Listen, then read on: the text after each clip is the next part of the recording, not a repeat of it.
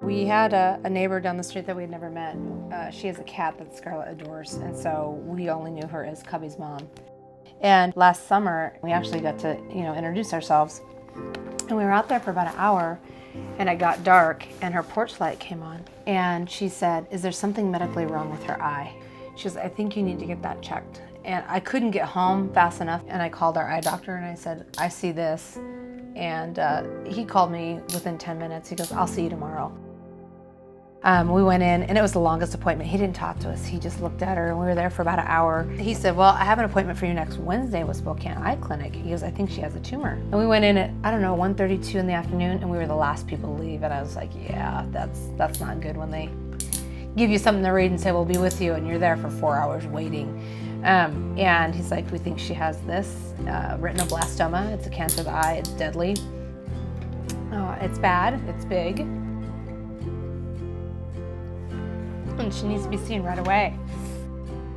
Retinoblastoma is deadly in kids because it's so fast growing, and what happens is it travels the optic nerve to the brain, and it poisons the blood and gives them leukemia. And he had told me about a place in New York that was doing, some pretty incredible things. I said, "Can you send them all her stuff, send them all the films and everything?"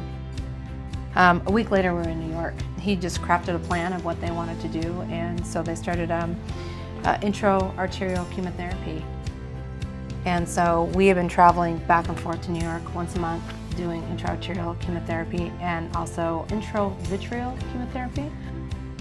We've been doing this 10 months, and she and I actually stayed in New York for almost 6 weeks. We got there and they said, "We want you to stay. We want to do more intensive chemotherapy." So she and I stayed, and my husband had to come back home and work. You don't have cash on hand often, and when somebody like the Jensen Fund comes in and helps you at that moment, it's a huge deal. How do you come up with money like that? You just don't have it. You simply don't have it. The longer you go and the more you try and fundraise, you kind of tap out your family and friends. Everybody's there in the beginning.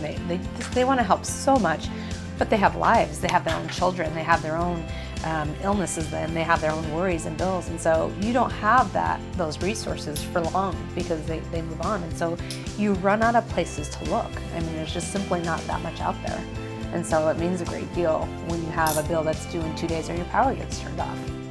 I'm Kirsten Carlisle, the Director of Family Support Services, and knowing that our foundation has funds like the Jensen Fund available for families in times of need to help support them with energy bills, electricity bills, City of Spokane bills, so that their power can stay on when they're dealing with life-threatening illnesses and injuries is so very important.